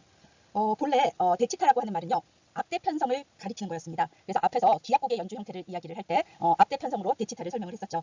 그렇지만 지금은요. 악곡명처럼 사용이 되고 있습니다. 즉 취타라고 하는 말, 본래 취타라고 하는 말이 불고 두드린다는 그런 의미를 가지고 있거든요. 그래서 결국 대치타라고 하는 것은 크게 불고 두드린다는 의미를 할 수 있습니다. 자, 이 이야기는 곧 관악기하고 타악기로 이루어진 음악을 가리키는 말입니다. 자, 그래서 악기 편성을 한번 살펴보면요. 태평소가 유일한 선율악기로 편성이 되고요. 나발이나 나각과 같은 관악기는 높이가 특별히 정해져 있지 않죠. 그래서 한 음만을 장단에 맞추어서 길게 소리를 냅니다. 그러니까 나발과 나각은 선율을 연주할 수는 없는 것이죠. 또 이 나발과 나각 같은 경우에는요. 두 악기가 동시에 연주를 하는 것이 아니라요. 한 장단씩 교대로 연주를 하죠. 지금 이야기한 악기들 외에 용고래든가 자바라, 징 이런 것들은 장단에 따라서 리듬을 연주하는 타악기입니다. 대치타의 장단은요. 12박을 한 장단으로 하고 있고요. 두 박마다 강세가 들어갑니다. 행진곡이기 때문이죠. 장구형은 앞에 보이는 것과 같습니다. 수제천의 경우는요. 박이 편성이 되기 때문에 지휘자의 역할을 하는 악기가 박이고 그 박을 연주하는 사람을 집박이라고 그랬죠. 근데 대치타 같은 경우에는 악기 편성에 박이 편성이 되지 않죠. 그거는 곧 대치타의 지휘자는 집박이 아니라 다른 용어를 사용한다는 것입니다. 지휘를 맡은 사람을 집사라고 얘기를 하는데요. 이 집사는요. 구군복을 입고요. 지휘봉인 등채를 들고 있습니다. 그러면서 음악의 시작과 끝을 신호하게 되죠. 자, 집사의 모습은 앞에 보이는 것과 같습니다. 이 집사가요, 등채를 두 손으로 받쳐들고 있다가요, 오른손으로 잡고 머리 위로 높이 든 채 명금이라 대치타 이렇게 호령을 하면은요, 징을 한번 치고 나서 음악을 시작하게 됩니다. 그리고 음악을 마칠 때는요, 같은 자세로 허라금이라고 구령을 하게 되면은요, 음악이 그치게 되죠. 수제청과 같은 기악곡은 박의 연주 횟수에 따라서 음악의 시작과 끝을 알린다고 하면은요, 대치타는 지금 설명한 것과 같이 집사의 구령에 의해서 음악이 시작되고 끝을 맺게 되죠. 그러니까 결국 대치타는 집사가 명금이라 대치타 외치면 징이 제일 먼저 연주를 하고 그 다음에는 용고가 연주를 합니다. 이 두 악기가 차례대로 연주를 하고 나면 그때서야 비로소 모든 악기의 합주가 시작이 되죠. 자, 그다음에 이제 연주자의 복식도 앞에서 우리가 감상했던 수제청과 다른데요. 복식을 한번 보면은요, 머리에는요 자구를 꽂은 전립이라고 하는 거를 쓰고요. 자, 그다음에 이제 황철립 노란색의 옷을 입고요, 남색 허리띠를 두르게 되죠. 그래서 오른쪽에 보이는 노란색의 옷을 입은 사람이 대치타를 연주하는 사람의 복장입니다. 그렇기 때문에 수제청을 연주하는 그 궁중의 악사들이 입었던 빨간 옷 홍주의를 입은 것과는 다르죠. 그러니까 결국 궁중음악을 연주하는 사람과 대치타를 연주하는 사람은 다른 신분이었다는 것을 우리가 알 수 있습니다. 자, 대치타의 감상 포인트는요, 이 대치타가 행진 음악이죠. 그렇기 때문에 행진 음악으로 활용을 해보고요. 간단한 생활악기나 타악기를 이용해서 음향과 함께 연주를 해보는 것입니다. 그뿐만 아니라요, 음악에 맞춰서 걸어보기도 하고요. 대치타를 연주할 경우에는 태평소의 선율을 민요가락으로 바꾸어서 연주를 할 수도 있습니다. 종묘제례라든가 사직제례를 지내기 이전에요, 시가 행진을 통해서 우리가 대치타를 볼 수가 있고요. 사찰의 의식, 영산제라고 하는 게 있는데 그 영산제례든가 국가적인 의식에서 군악대가 연주를 할 때에도 대치타를 볼 수가 있습니다. 자, 그럼 대치타를 감상해 볼 건데요. 여러분들이 시작 부분, 그 다음에 나발과 나각이 교대로 연주를 하는지, 그리고 곡을 끝맺을 때는 어떻게 끝맺는지 이렇게 세 부분에 신경을 써서 감상을 해보시기 바랍니다. 영문야 에피카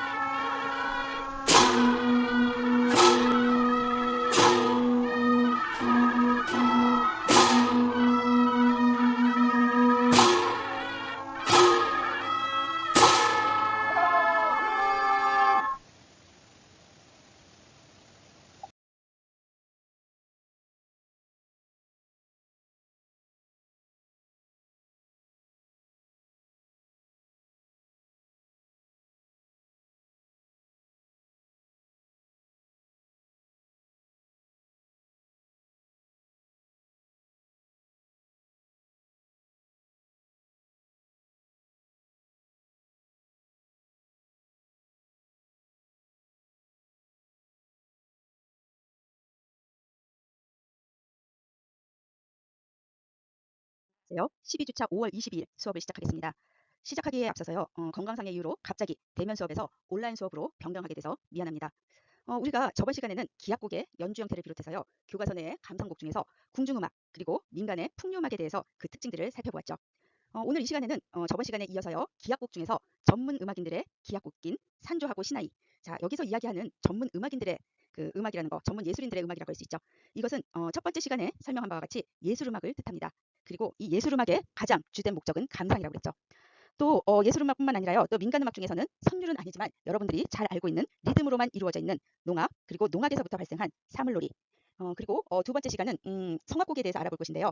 그래서 전통음악의 성악곡의 연주 형태는 어떠한지 공부를 하고 그걸 바탕으로 해서 교과서 내의 성악곡 중에 어느 출판사든 모두 다 수록하고 있는 판소리라고 하는 장르에 대해서도 공부를 하도록 하겠습니다.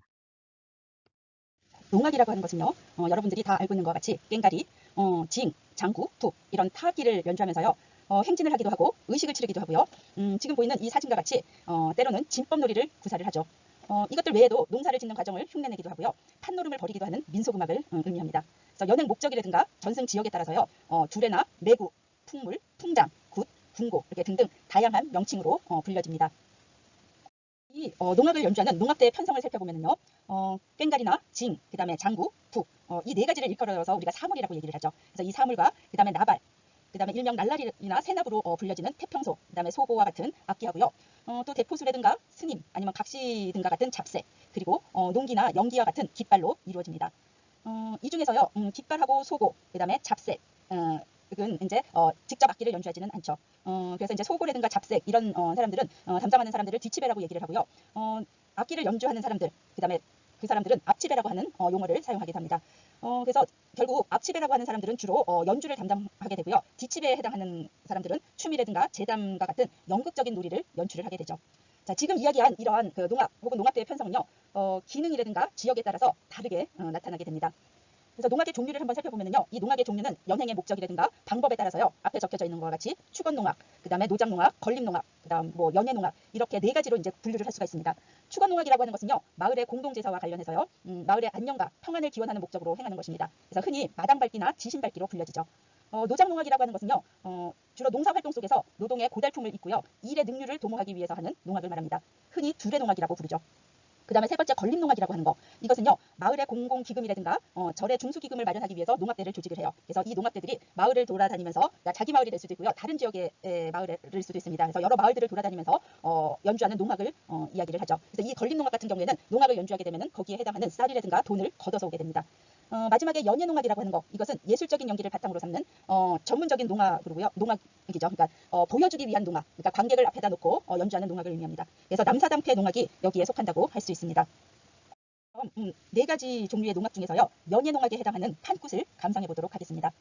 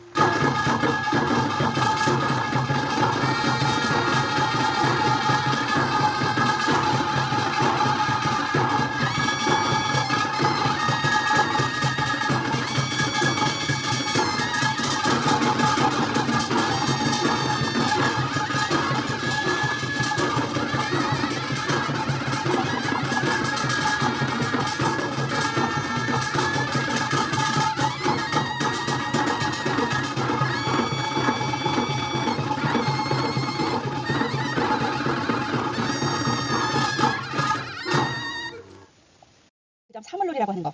이 사물놀이는요. 우리나라 전통 음악 중에 가장 나중에 생긴 장르이죠. 1978년도에 이제 생긴 음악인데요. 자, 이 사물놀이에 대해서 조금 자세히 살펴보도록 하겠습니다. 사물놀이는요. 농악대의 중요한 타악기인 꽹가리, 징, 장구, 북 이렇게 네 가지의 악기로 연주하는 음악입니다. 본래는요. 우리가 그 불교 악기라고 할 수 있는 법고라든가 음판, 모거, 범종 이렇게 네 가지를 가리키던 말이었는데요. 절 건립회들의 꽹가리, 징, 장구, 북 이렇게 네 가지 악기를 가리키는 말로 전형된 것입니다. 이 사물놀이는요, 풍물놀이 가락이라든가 혹은 무합장단을 토대로 발전시킨 것이고요.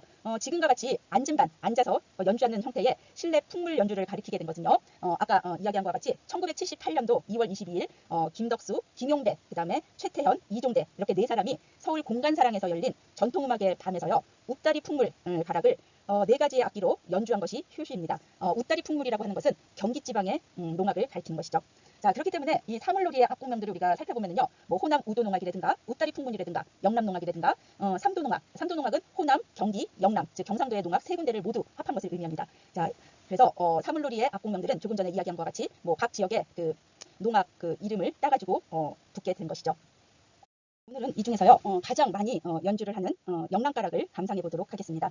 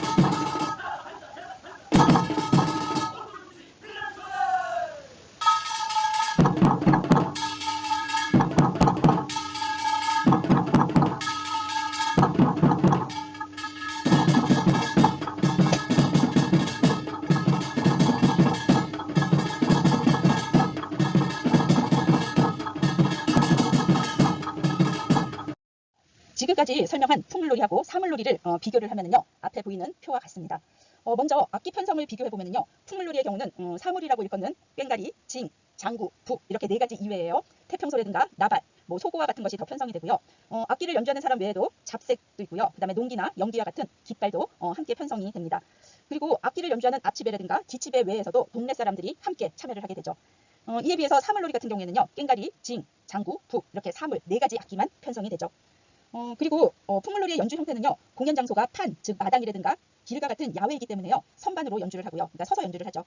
그리고 사물놀이는 무대에서 연주를 하기 때문에 앉은 반으로 연주를 합니다. 풍물놀이의 기능은요, 일반인들의 생활음악이라고 할 수가 있는데요. 반면에 사물놀이는 직업음악인들의 예술음악, 즉 감상용의 음악이죠. 그렇기 때문에 풍물놀이의 가락은 각 지역의 독특하고 소박한 가락을 특징으로 삼고 있는 데 반해서요, 사물놀이는 빠르고 기교적인 가락으로 구성이 되어 있습니다.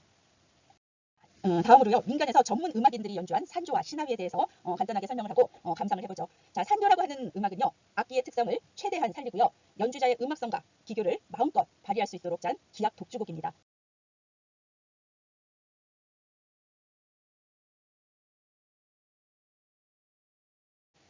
저번 시간에 설명을 했듯이요, 기악 독주곡인 경우에는 장구장단이 수반이 된다고 했죠. 때문에 산조 역시 통상적으로 장구장단을 수반을 하게 되죠. 이 산조의 한자를 풀이를 해보면요, 산자가 흩어질 산이에요. 그래서 이제 허튼가락이라고 이제 본래에 불렀다고 하는데요. 이 본래의 이름에서 알 수 있는 것은 뭐냐면 흩어진다, 자유스럽다 하는 것들로 봐서 흩어진다는 것은 자유스러움을 뜻하기도 하죠. 그렇기 때문에 산조라고 하는 것은 즉흥성이 강한 음악이었다는 것을 우리가 짐작할 수가 있습니다. 그리고 본래 이 산조는요, 오늘 우리가 공부할 판소리나 혹은 신하위 가락에 바탕을 두고 발전한 음악입니다. 언제 생겼냐면요, 19세기 말에 김창조라고 하는 분이 가야금 산조를 연주한 데서 출발을 해서요. 백낙준이라고 하는 분에 의해서 검은고 산조, 그 다음에 박종기 선생에 의해서 대금 산조, 그 다음에 지영희 선생에 의한 해금 산조, 그 다음에 이충선 선생에 의한 피리 산조, 그 다음에 한일섭 선생에 의한 아쟁 산조의 순서로 발생을 하였습니다. 그래서 처음 시작은 19세기 말에 시작이 되었고요. 다른 산조들이 연주되기 시작한 것은 20세기 접어들어서입니다. 지금 이야기한 가야금이나 검은고, 대금, 해금, 아쟁 이런 것들 외에요, 드물게 퉁소 산조나 단소 산조가 연주되기도 하였습니다. 이 산조는요, 스승의 가락을 그대로 이어받지 않고요, 자신만의 독자적인 가락을 완성을 하는데요. 그 독자적인 가락을 완성했을 때 그 사람의 이름을 붙여서 누구누구류라고 부르게 됩니다. 그래서 가야금 산조라고 해서 선율이 하나가 아니라 여러 가지 버전이 있게 되는 거죠. 그래서 현재는 각 악기별로 수십 종에 달하는 유파가 형성이 되어 있습니다. 이 산조는요, 가장 느린 진양장단으로 시작을 해서요, 중모리, 중중모리, 잦은모리 장단으로 연결이 되는데요. 악기의 특성상 빠른 선율의 연주가 가능한 가야금 같은 경우에는요, 잦은모리 뒤에 이어서 휘모리나 단모리까지 연주를 하고요, 유파에 따라서는 엄모리 장단을 포함을 하기도 합니다. 그리고 이제 가야금을 제외한 나머지 그 악기들의 산조는 진양, 중모리, 중중모리, 잦은모리 요 4개가 기본 구조로 되어 있습니다. 자, 지금 이야기한 것과 같은 이런 장단 구성은요, 느린 것으로부터 시작해서 점점 빠르게 몰아가는 특징을 가지고 있습니다. 이 산조도 감상용의 음악이기 때문에요, 똑같은 악조와 똑같은 장단으로 이제 연주를 하지 않거든요. 그래서 악조 같은 경우에는요, 평조라든가 우조라든가 계면조 이렇게 3개가 이제 주요한 악조이고요. 유파에 따라서 경드름이라든가 강산재, 석화재, 덜렁재 이런 것들이 추가가 되기도 합니다. 그 다음에 그럼 산조를 연주하는 악기는 어떤 것들이냐면요, 악기할 때 우리가 한 번씩 봤지만은요, 궁중음악이라든가 풍류방에서 연주하는 할 때 사용하는 악기들보다 조금 작죠. 앞에서 설명을 했듯이요, 산조를 연주하는 악기는 가야금, 검은고, 해금, 대금, 피리, 아쟁, 단소, 그다음에 태평소도 있고요, 퉁소, 그래서 등등 여러 가지가 있는데요. 산조를 연주하기 위해서 기존 악기를 변화시킨 경우는 어떤 악기들이 여기에 해당하냐면 가야금, 그다음에 대금, 아쟁 이런 것들이 있죠. 산조를 연주하는 악기의 공통점을 얘기를 하려면요, 이렇게 이제 얘기를 할 수 있을 것 같아요. 음을 떨거나 흘러내리는 등의 식임새의 표현이 자유롭고요, 비교적 빠른 속도의 기교 있는 음악을 연주하기가 편하다는 것이죠. 그래서 빠른 음악, 그 다음에 표현을 자유롭게 하기 위해서 궁중음악이나 풍류음악에서 사용하는 것보다 크기를 작게 만들고, 현악기 같은 경우에는 줄과 줄 사이를 조금 좁게 만들죠. 관악기 같은 경우에는 지공 사이를 좁게 만들어서 빠른 음악이 수월하게 연주할 수 있도록 만들어지게 된 것이죠. 산조의 감상 포인트를 한번 생각해 보면요, 산조라고 하는 음악은 악기가 표현할 수 있는 최고의 기교를 담은 음악이라고 설명을 했죠.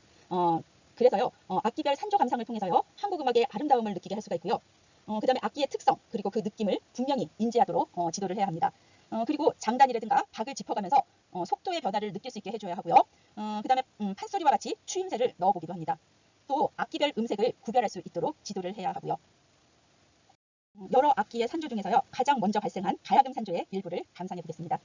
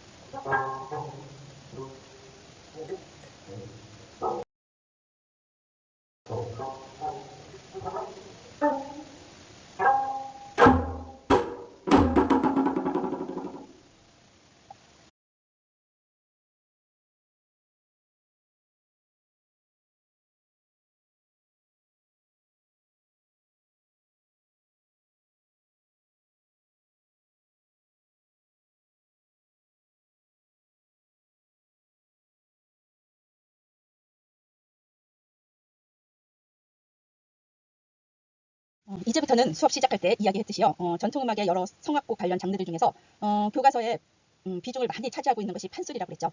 그래서 판소리에 대해서 그 특징을 설명을 하고요. 해당 음악을 감상해 보도록 하겠습니다. 먼저 판소리라고 하는 것은요. 앞에서 한번 설명을 했었죠. 한 사람의 소리꾼이 고수의 북장단에 맞추어서 긴 이야기를 소리하고 안일이로 엮고요. 몸짓인 발림을 곁들여서 구현하는 극적인 음악입니다.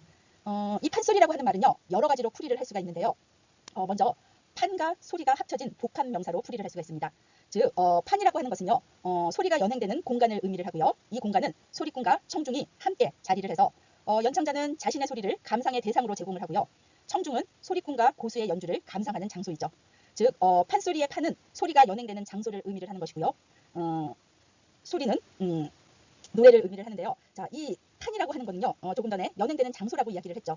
이와 같은 용례로 사용되는 게 씨름판이라든가 노름판 이런 데서 우리가 찾을 수가 있습니다. 이와 같이 공연의 의미로 지닌 것으로는 판줄이나 판굿과 같은 그런 용어들도 있습니다. 자, 조금 전에 이제 소리는 노래라고 얘기를 했었는데요. 녹매는 소리라든가 상여 소리 또는 매기는 소리나 받는 소리 등에서 보는 것과 같이요. 소리라고 하는 것은 노래를 의미하는 것이죠. 다음으로 판소리 관련 용어로 판소리 연주자라든가 반주자 또는 이들의 연행에서 사용되는 용어에 대해서 알아보도록 하죠.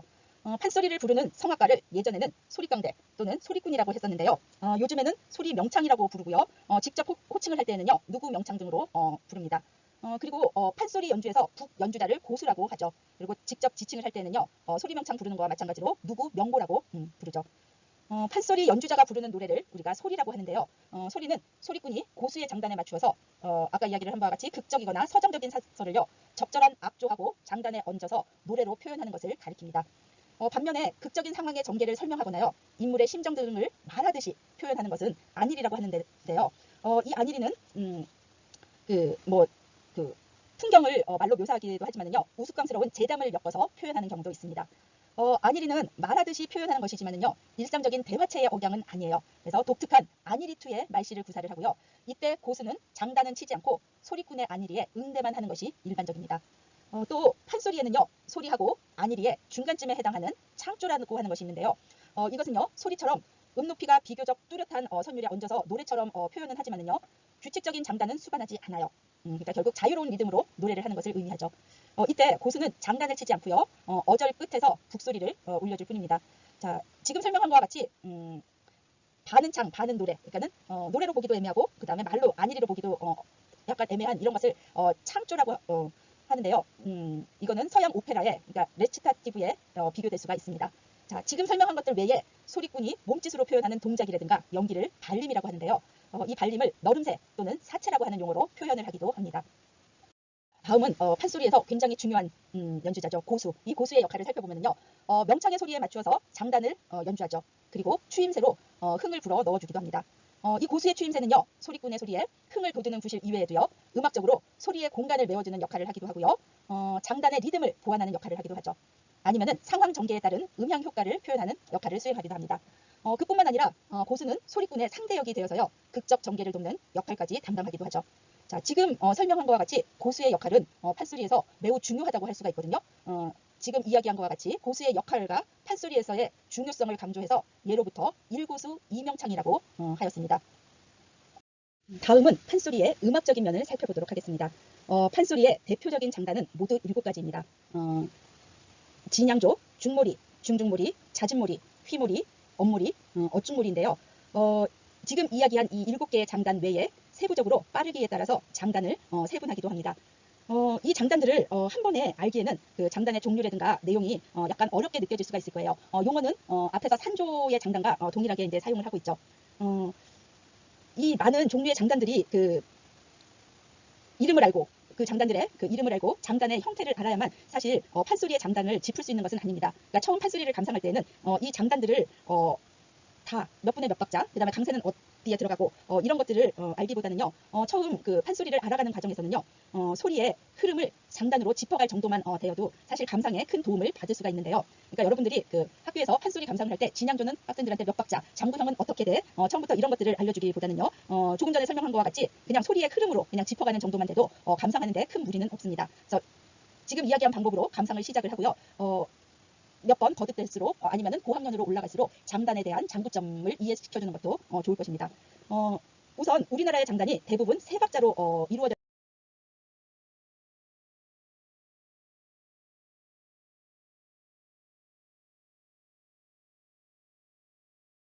있다는 것을 학생들한테 설명을 해준다면 훨씬 이해하기가 쉬울 것으로 생각이 됩니다.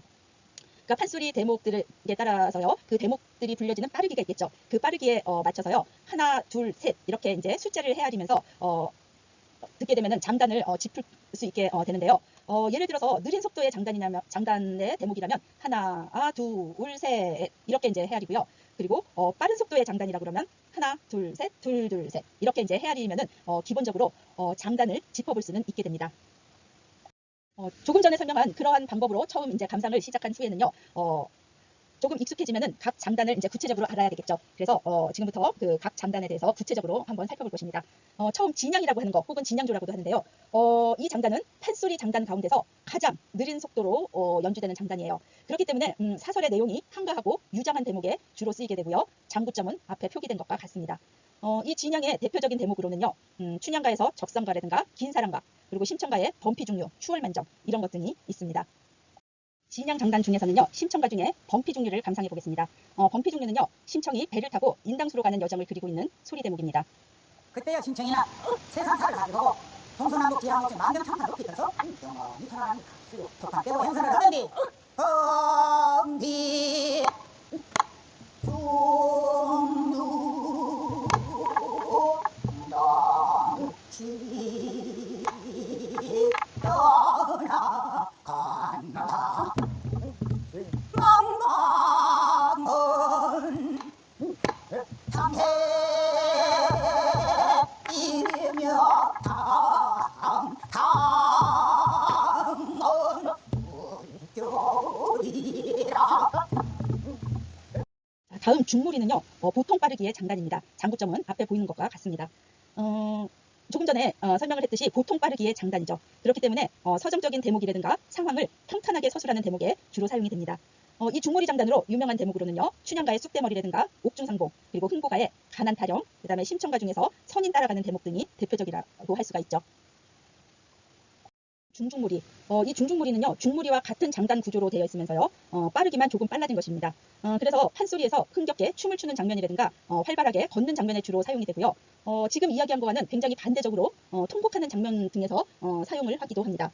중중무리 장단으로 유명한 대목은요, 앞에 적혀 있는 것과 같이 뭐 춘향가의 천자뒷풀이라든가 자진사랑가, 그 다음에 심청가의 화초타령, 뭐 꽃타령이라고도 이야기를 하죠. 그래서 흥보가의 제비노정기, 뭐 수군가의 토끼화상, 적벽가의 장승타령 등이 있습니다. 저 중에서 수군가의 토끼화상 같은 경우에는 초등학교 교과서에 수록이 되어 있기도 하죠. 중중무리의 여러 대목들 중에서는요, 춘향가 중에 자진사랑가를 감상해 보겠습니다. 아마 여러분들도 이 대목은 들어본 적이 있을 것입니다. 이 자진사랑가는요, 이도령이 춘향을 업고 노는 대목으로요, 네가 무엇을 먹으려느냐, 그러면 무엇을 먹으려느냐 하고 이도령이 묻게 되면은 춘향이가 아니 그것도 나는 실수하고 대답하는 형태의 노랫말이 반복적으로 사용됩니다.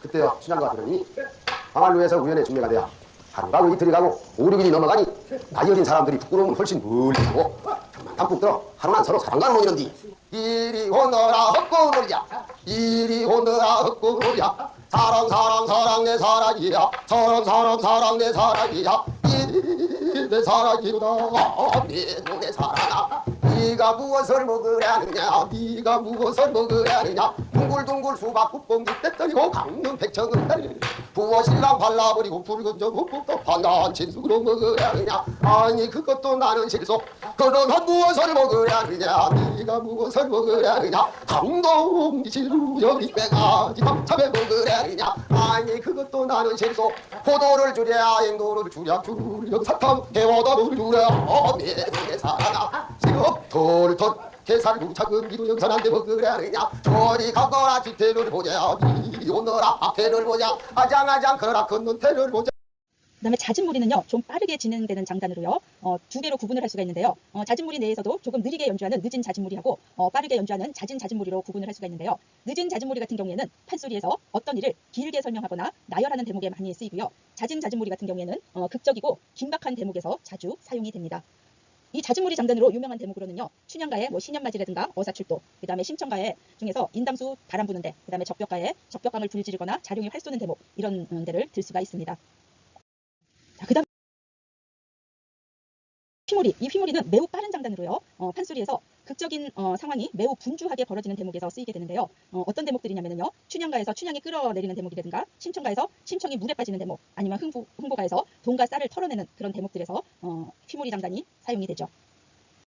휘몰이의 여러 대목들 중에서요. 흥보가 중에 돈과 쌀 털어내는 대목을 들어보겠습니다. 흥보가에서는요. 3개의 박을 타는 대목이 나오는데요. 그 중에서 첫 번째 박을 탈 때 나오는 대목입니다. 자, 그것도 전미하고 그만 한번 열어볼까? 흥부가 배두장을 열어보니 한 개는 쌀이 가득 들고 또 한 개는 돈이 또 가득 들었으니 배뚜껑 속에다가 이 쌀을 평생을 꺼내서 먹어도 굴지 않는 취지 무궁지냐 쓰겠어요. 또 돈께도 이 돈은 100년을 두고 막 꺼내서 써도 굴지 않는 농지 불갈지경이야. 흥부가 좋아라고 배두장을 한번 떨어보기 시작하니 흥부가 좋아라고 배두장을 떨어보고 다시 열어보면 도로 하는 뚜껑 싸고 떨어보고 다시 열어보면 도로 하는 툭툭 털고 돌아보면 도로 하는 뚜껑 떨어보고 한번 열어서 떨어보고 한번 떨어보고 아이고 좋아 죽겠다. 대기년 361월 그제야 거야 구연 나무라 잘 친다. 어찌 따라 부숴놨던지 쌀이 길만 9만 석이요 돈이 길만 9만 양이나 되는 거다. 다음 엄몰이라고 하는 장단.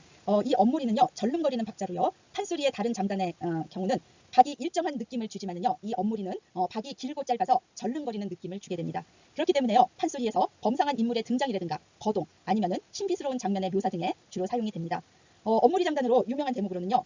심청가의 중타령, 그다음에 흥보가의 중타령, 수군가의 도사 내려오는데 범 내려오는데 이런 데입니다. 그래서 판소리의 사설 내용 중에 중타령이나 아니면 도사, 호랑이와 같은 범이 출연하는 대목에서는 항상 이 엄몰이 장단을 사용합니다. 이 중에서 수군가의 범 내려오는 데를 감상해 보도록 하겠습니다.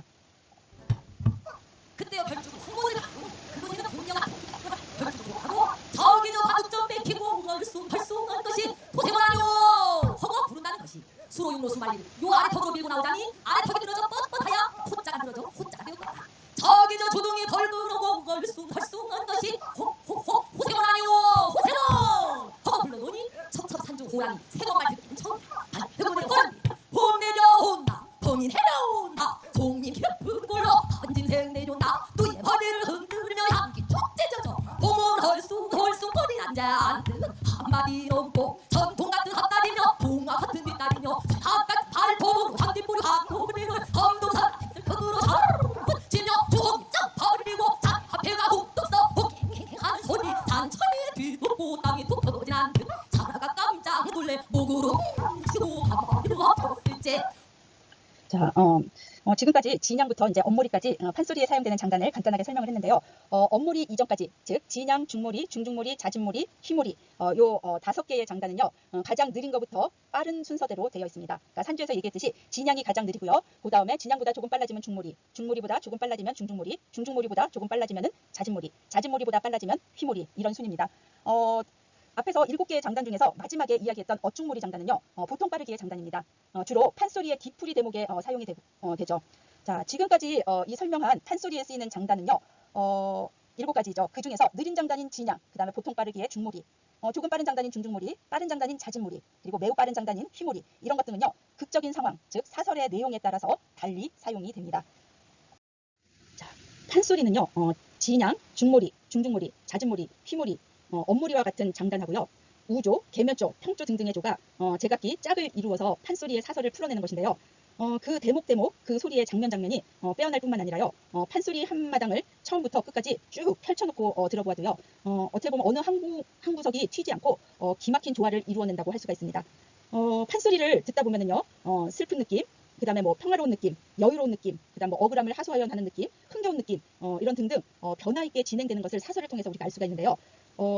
굳이 음악을 분석하지 않더라도요. 이야기 줄거리에 정대하고 그 다음에 노래를 혹은 장단의 빠르기만으로도 이런 점들을 느낄 수가 있는데요. 몇 가지 이제 공식들이 있어요. 그 공식이 뭐냐면 음악 느낌을 주도하는 조와 장단의 결합인데요. 쉽게 이야기하자 그러면 앞에 이제 먼저 하나가 나왔는데 슬프고 부드러운 느낌의 선율은 계면조라고 하는 걸로 표현을 하고요. 웅장하고 화평한 느낌의 선율은 우조, 그리고 평화롭고 담담한 분위기의 선율은 평조예요. 자, 그래서 사설의 내용에 따라서 판소리의 조하고 장단을 어울리게 짜는 것입니다. 그러니까 즉 사설의 내용이 슬프면은 느린 장단을 활용하면서 슬픔을 표현하는 육자배기 토리로 된 계면조를 활용을 하게 되고요.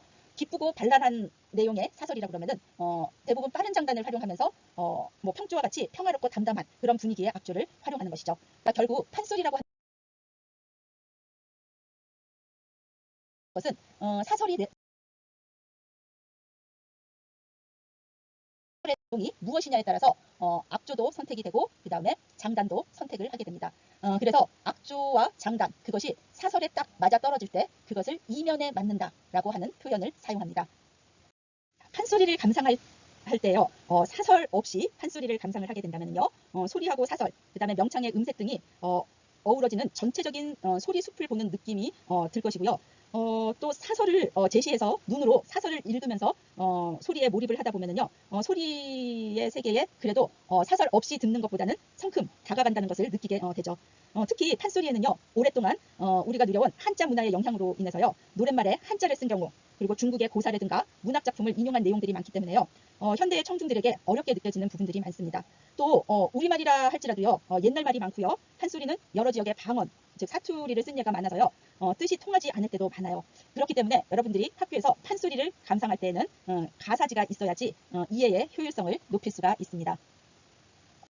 오늘은 기악곡 중에서 산조, 그리고 신하위, 그다음에 리듬으로 이루어진 농악, 농악의 파생곡인 사물놀이의 특징을 비롯해서요, 전통음악에서 이야기하는 성악곡이라고 하는 것, 그 성악곡의 연주 형태, 더 나아가서 판소리까지 공부를 했습니다. 다음 시간에는요, 판소리에서 파생한 창극, 그리고 병창이라고 하는 게 있는데요, 이 두 가지도 모두 다 교과서에 수록되어 있는 것들입니다. 그리고 감상교육의 의, 그리고 방법이 어떤 것들이 있는지에 대해서도 공부를 하도록 하겠습니다. 자, 오늘 수업은 이것으로 마치고요. 다음 주는 대체 공휴일이죠. 그래서 공지한 바와 같이 수업 내용을 일단 온라인으로 업로드하겠습니다. 모두들 수고 많으셨습니다.